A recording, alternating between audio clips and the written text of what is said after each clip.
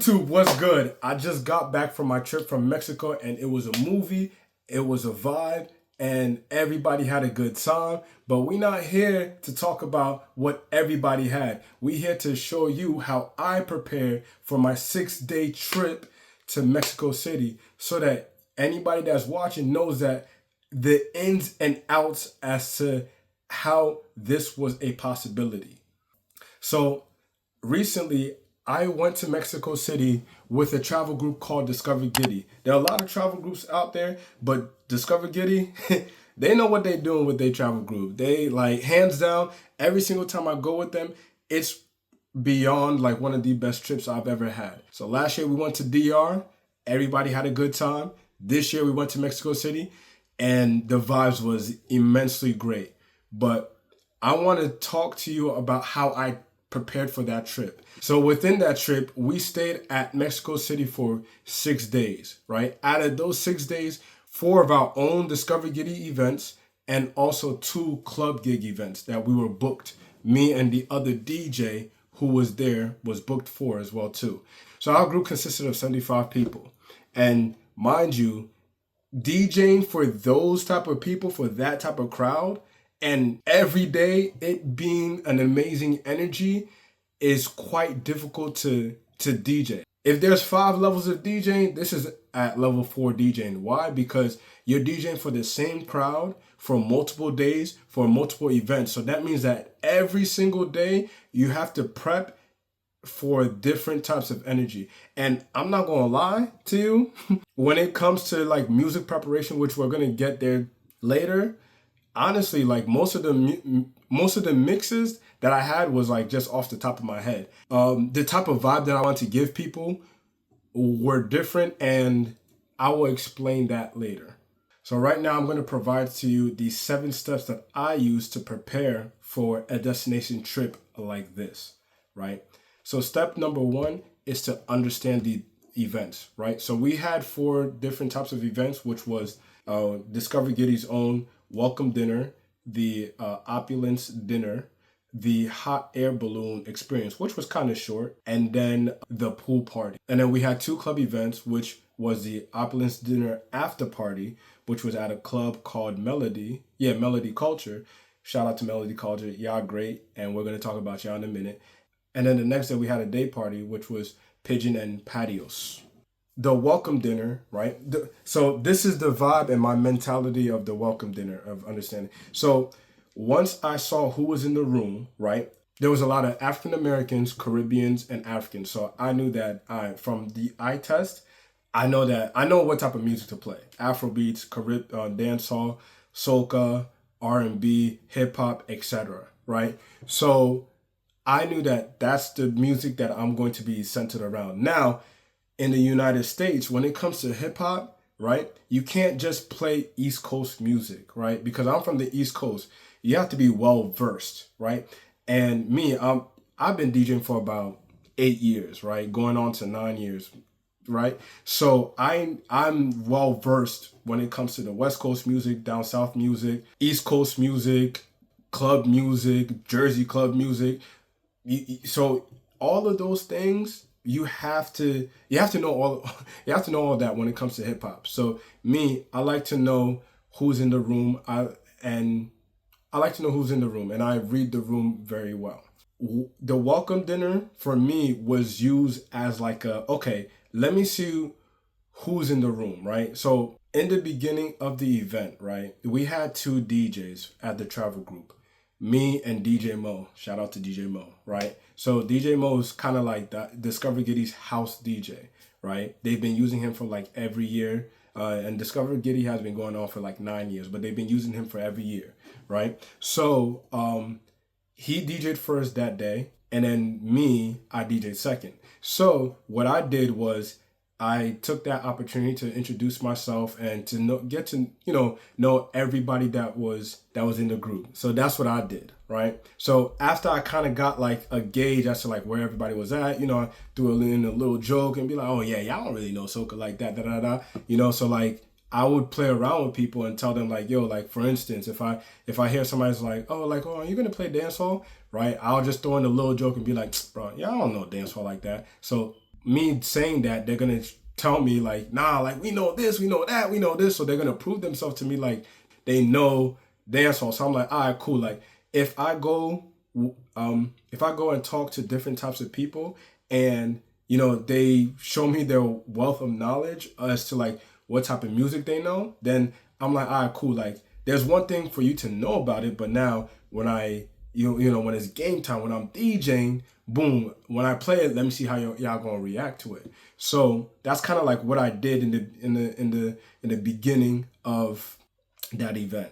So once I got on set, right, I'm setting the tone as to like, okay, I want to establish who's in the room. So that welcome dinner, I only had an hour to play. So that hour I used to just basically, set the tone for myself to see what type of genre will everybody will respond to, and right off the bat, it was off to a good start. So I understood like there was, again, like I told you in the beginning, there was a lot of Americans, a lot of Africans, a lot of Caribbeans in the building. So it was a good amount where like, even if I play something that people don't know, like let's say for instance, if I played an Afrobeats or I'm a piano track that people don't know, the Africans will still come out, dance to it, and actually teach people how to do the dance or, just put on a little show. So those who don't know are going to be wild and be like, wow, like I don't know this dance. Let me see that dance or let me see that movement. Like I want to learn or I want to try it. That's kind of like the purpose of music. Like it's for you to learn something that you don't know, and that will stick into your memory forever. Day 2.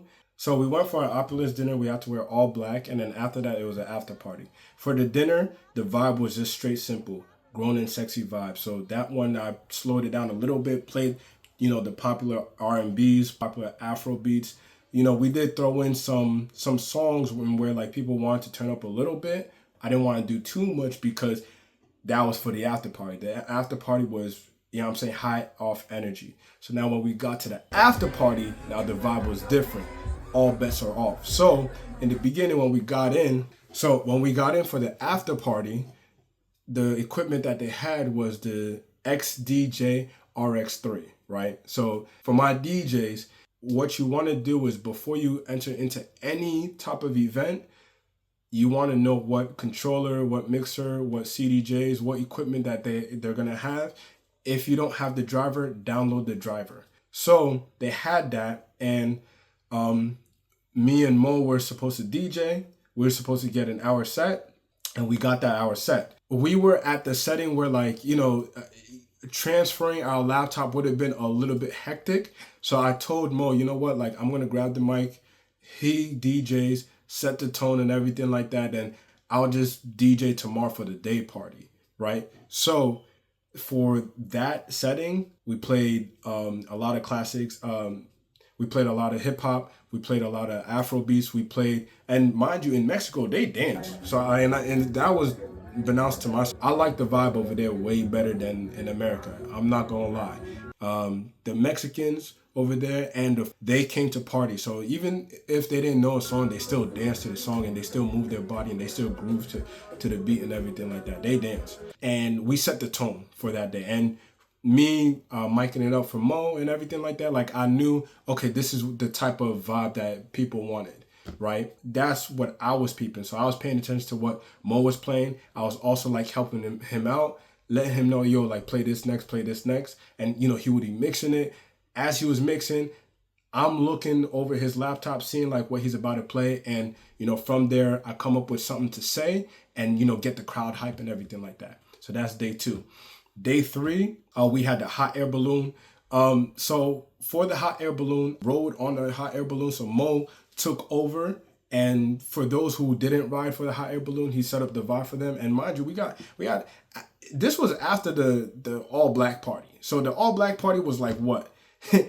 we ended the night at 2 a.m. and we had to drive to the hot air balloon place at 4 a.m. So that's like 2 hours. We barely did not sleep that day. For the hot air balloon setting, what we did was Mo played for everybody who was on ground while I was in the air.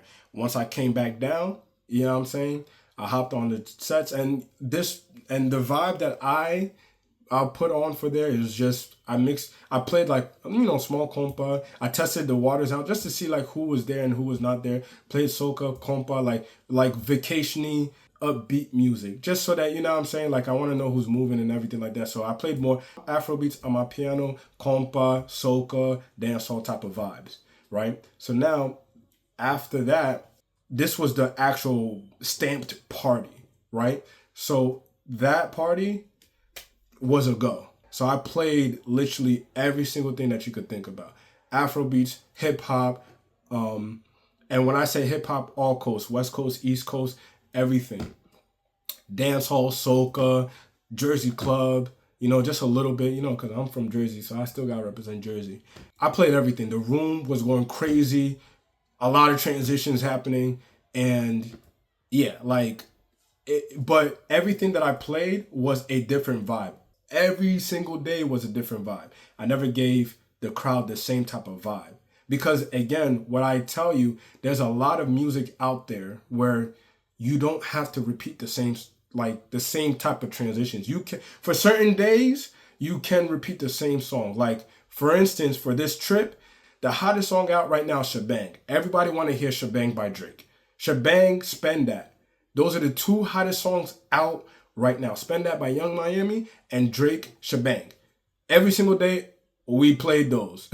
You had to play those. If you didn't play those, then it's like people want to hear that. So you had to play that. That's without a question. And then the final day, the pool party. Pool party, you want to play more of a vacation-y type of vibe. Unfortunately for that day, it rained mad hard in Mexico. Like, the thunders was clapping cheeks. Like, it was. It is. It's not even raining. The thunders is just clapping right now. The thunders is clapping them cheeks right now. Yeah, I felt bad, you know, because we didn't actually enjoy the pool. But however, because the people and the group was so lit and they wanted to have a good time regardless, we still made a time out of it. We did have 2 floor levels where the top floor level was supposed to be where people chilled and eat, and then the downstairs was supposed to be where the pool area was, and we were set up downstairs. Mind your fact, we were set up upstairs first, then we're like, yo, a lot of people are gonna be downstairs in the pool area, so let's set up in the pool area. So we grabbed the speakers and everything like that and set up quickly downstairs for the pool area just for it to rain and for everybody to stay upstairs. So then we're like, we had to make an executive decision and go back upstairs. So we unpacked everything, set everything upstairs, and started playing for the crowd. And, you know, again, that type of vibe, I literally played more, like, played of the same genre, but gave them the different vibes and different songs. Afrobeats, hip hop, soca, dancehall. I played more dancehall this time because, you know what I'm saying, like, just to, again, get people dancing. And mind you, I do want to, you know, let you know about this a little bit, right? Dancehall isn't really like the new dancehall isn't really popularized and known. So in the East Coast, we listen to dancehall like that. But once you start venturing out to the South or to the West Coast, they don't really listen to dancehall like that. So that's like a pro tip for you. So just keep that in mind. I know, and I heard in Canada and Toronto, they play a lot of dancehall. So we won't see. But going back to the video, right? That's kind of like how I understood, or that's how I kind of, in terms of the music, prepped for the vibe. So step 2, building the different crates. Now, I'm going to be honest. For me personally, because I've DJed for a long time, honestly, most of the mixes that I had was off the top of my head. However, for you, you know, for you to structure the music, you want to first know what's the hottest songs that's out right now, because you want to keep that in mind, that you want to play those type of songs every single day because the people want to hear it. Remember, you're playing for the people. That's number 1. Number 2 is now you're gonna, for each genre, you want to know what's hot in each genre so that at least you're hitting all the marks. If it's Afrobeats, play what's hot in Afrobeats. If it's hip hop, play what's hot in hip hop. If it's dancehall, play what's hot in dancehall, etc. And then another way, or another crate that you should create is, you know, the warm-up vibes, the songs that were out years ago that was hot and that was popularized, that was known. So you want to get that set up so that, as you're building up the room or building up the energy, you start with that crate off first. And when it's time to go, you step on that gas and you never stop. Now, step 3, right? And as I've mentioned before, is that with this type of group, you're playing for a repeated crowd, meaning that the crowd is going to be the same from day 0 to day 6. So what you have to do is you have to be conscious of, there are certain songs and transitions that you don't want to repeat. And if you, for instance, right, like I told you, the hottest song out, you can repeat that song. You could play it maybe once or even twice, and limited to twice in a day, because that's the hottest song and people don't mind hearing that 2 times, right? Boom. But now your transitions, they got to be a little bit different. You don't want to bore the crowd, or you don't want to become a predictable DJ in which you're playing the same transition for each day where everybody's going to be like, oh no, like I'm going to be able to predict what he's going to play. That's not a good look at all, right? So you're going to have to be mindful of that. So step 4 is the gear and backup. So fortunately for Discover Giddy, they've been in contact with the venue. They've been in contact with the people on ground to know what we need as a DJ. So I didn't have to bring any of my speakers, right? And it would have been like a huge thing if I had to, right? And also because Mo has been traveling with them, they know exactly what we need. So the venue provided the speakers, right? But for the private events, we had to provide our mixer. Luckily, Mo brought his mixer, right? And I brought my mixer, my small mixer, just in case something happened with his mixer. He brought his mixer, he brought his mic. Me, I'm going to show you what I brought.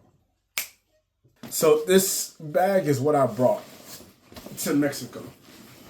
And for you to prepare, right? And plus, in today's age, if you want to be a DJ and a content creator, this is what you're going to have to bring, right? So minimally, your laptop. I brought my laptop. I brought my mic, DJI mic. And mind you, everything that I'm going to show you is going to be in the description box below. So you can get everything, right? So you don't need to, again, I will differentiate like what I got and the reason why I got them, right? So as a DJ and a content creator, if you want to do both, this is what you would need to, bring to the trip if you want to be prepared. So my mics are for content creation, right? So I got the DJI mics, right? So obviously I'm using one for this video, right? And then the other one is right here with the charger. Wow. I brought my Meta glasses, right? And this obviously is for content, for me to record. You can't forget about your headphones. Brought my headphones, got my laptop charger. I did bring my extra USB-A to USB-C for my wire connection. You want to always bring an extra, and you want to have at least 2 of these in your bag, just in case one wire is faulty, or just in case, right, when you go to the club, or you go anywhere at any event and they don't have it and you have it, and you always want to bring a backup of this. So this is my battery case for my action camera, right? I bought another battery so this is a must. You must bring a portable charger. You're walking out in the streets of Mexico or outside of any country, right? Your phone is about to die. You just charge this up. And this one, it comes with its own wires. So you don't need to be tangled up with anything, but you got to get this. I'll put this in the link. You want to always bring this. And this would be a good, connection from, your laptop to one of your wires, your USB-A to USB-B, USB-A to USB-B wire, Definitely this is 100% a game saver, especially if out of the country they have a CDJ, so therefore you need 3 of the USB-A's to USB-B's, right? This is a lifesaver, so this is essential to bring. So I got this 5 terabyte hard drive, right? Content-wise, you want to bring this, right? And the reason why you want to bring this is to, you know, make space on your phone. You record and you're done with your content. At the end of the day, what you do is you take your phone, put it in here, store your content so you have enough space for the next day. So I have two of these. This is a USB-B to USB-A. Actually, wait, hold on. I gotta come closer to the camera. This is tutorial for you guys. So USB-B to A, right? And you want to get the one that has these coils right here, right? USB-B to USB-C, right? You want to have two of these, right? And this is just in case, right? Of course, I should be going with this, but again, just in case. And somebody else might need this, and you might be their lifesaver. Now, this plugs into this, right? So you plug this into your laptop, and then you plug this into here. So sometimes CDJs need 3 of these, and so you would need this. I have an extra USB-C, USB-C, right? Just in case my wire just gets faulty. I always want to do stuff just in case. USB-C to USB-C. And this one plugs directly to my laptop, to my charger, to anything that I needed to, you know, to plug in. So now I have this tripod. This tripod is for content.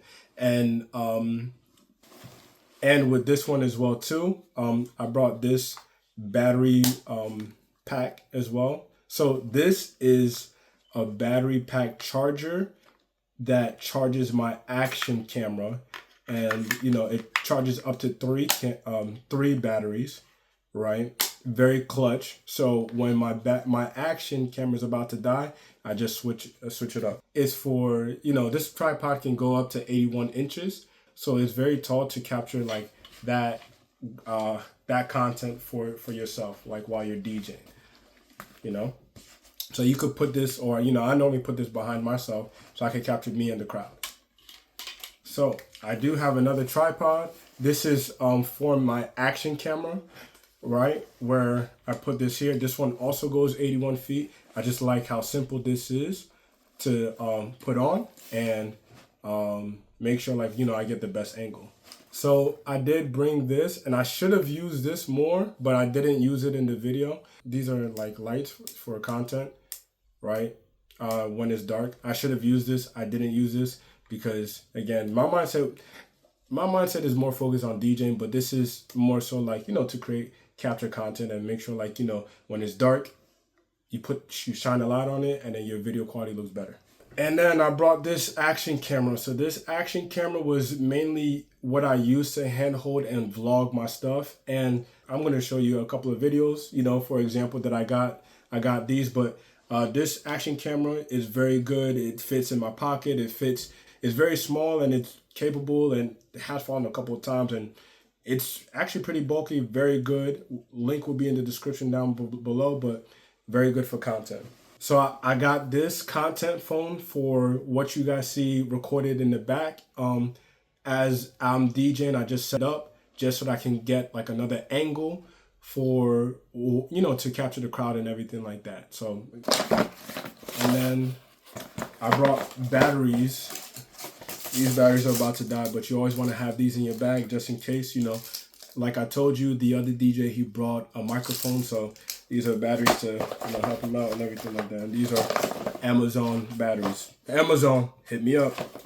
But that's pretty much what's all in my bag, and that's what I use to prep. So the reason why I brought that bag is, again, you know, you're traveling, so you want to be able to, you don't want to be able to look cute. You want to be able to like be prepared, and I want to be prepared at all times.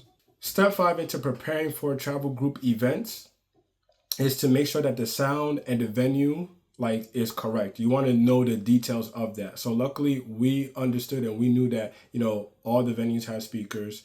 Some of them didn't provide mixers, so we had to provide our mixers, and their sound system was great. But because I'm a DJ, I know, you know, I know the name of speakers and everything like that. So, you know, I'm a little nerd when it comes to that. I gotta be. So if somebody says QSCs or RCFs, I'm like, all right, cool, like we're in good hands and everything like that. And I know some of the venues use like the new column speakers and everything like that, and it sounded pretty good. Some of them were okay, and they weren't the best sound, but it did do its job. Step 6 into this preparation process is to make sure that you are mentally and physically like prepared for real. Like you want to make sure that you have enough sleep. You want to be able to make sure that you ate well, you drank water. Like funny enough, the basic human needs of stuff.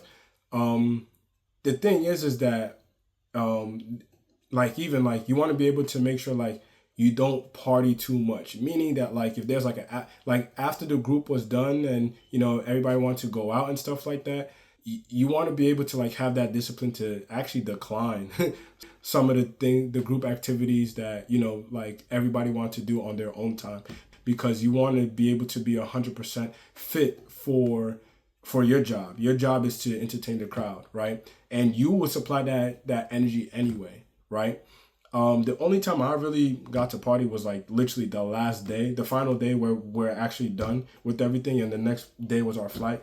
That was the only time I got to like really party with the group and everything like that as well too. You know, but all the other days, even when we landed that night, you know, the group wanted to party, they wanted to go out and party. Me, I stayed in.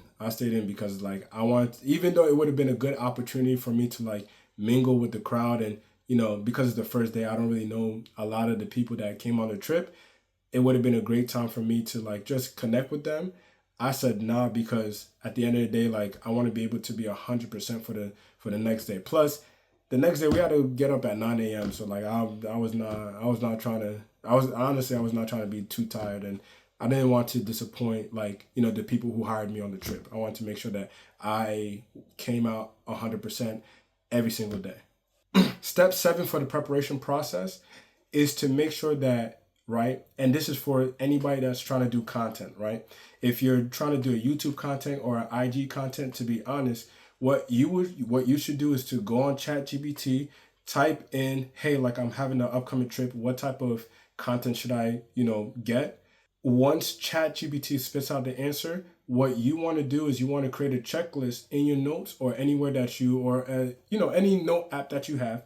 You want to create that checklist, and you want to be able to make sure that you're checking off everything that you're doing. So some of the footages that you see here is what ChatGPT suggested for me to, you know, to get. So what you should do is to go on ChatGPT, type in, hey, like I'm having an upcoming trip, what type of content should I, you know, get? Once ChatGPT spits out the answer, what you want to do is you want to create a checklist in your notes or anywhere that you, or you know, any note app that you have. You want to create that checklist, and you want to be able to make sure that you're checking off everything that you're doing. So, you know, some of the footages that you see here is what ChatGPT suggested for me to, you know, to get. So you want to capture like the party vibes. You want to capture you walking around.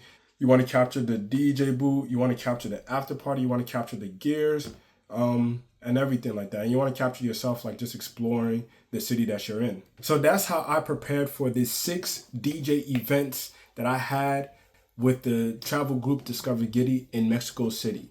So me, I'm not just thinking about the music. I'm thinking about the crowd. I'm thinking about the gear. I'm thinking about the backup. I'm thinking about how I'm going to plan and, you know, set this motion up.